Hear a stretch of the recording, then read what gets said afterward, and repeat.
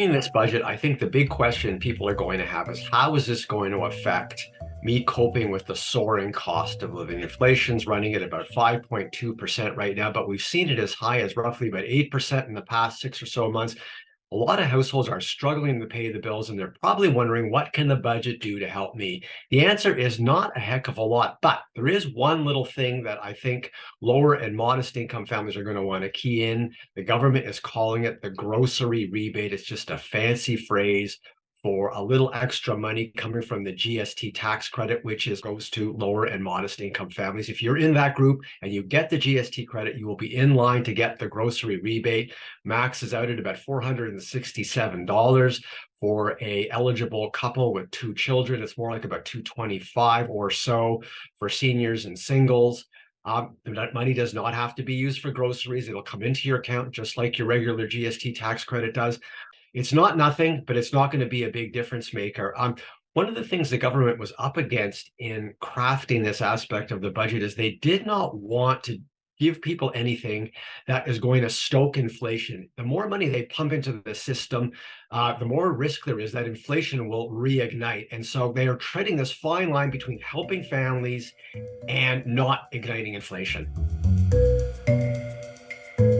People tend to key in on income taxes whenever there's a federal budget, and the news here is good for most people. There are no tax increases to speak of. The one exception is a higher alternative minimum tax to ensure that high earners pay at least a bare minimum amount of tax.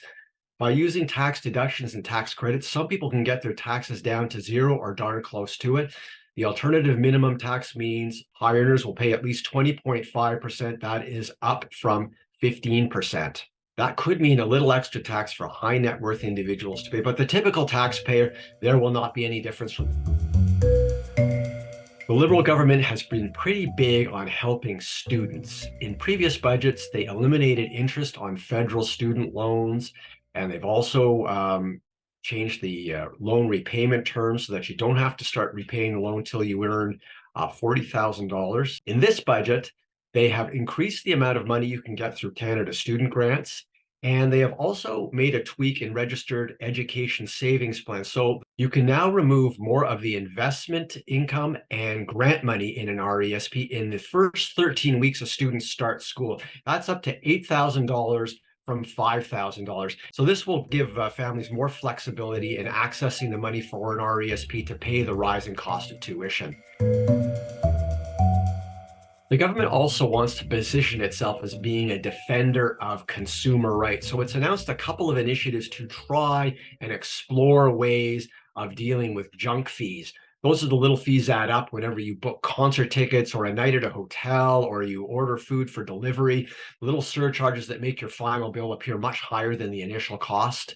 But they don't have a concrete plan to do that. They're just talking about finding ways to do that. One interesting little area in the budget that doesn't directly affect individuals and consumers, but will ultimately, is the government has negotiated a deal with Visa and MasterCard to slightly lower the processing fees that small businesses charge.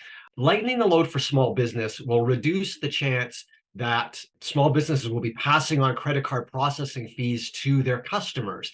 If you're paying a credit card processing fee, that kind of offsets the benefit of any credit card loyalty points you earn. And the government also says that if businesses are paying less in processing fees, the banks that issue cards will not be lowering the value of their loyalty points. So that's a win for small business that can flow through to individuals.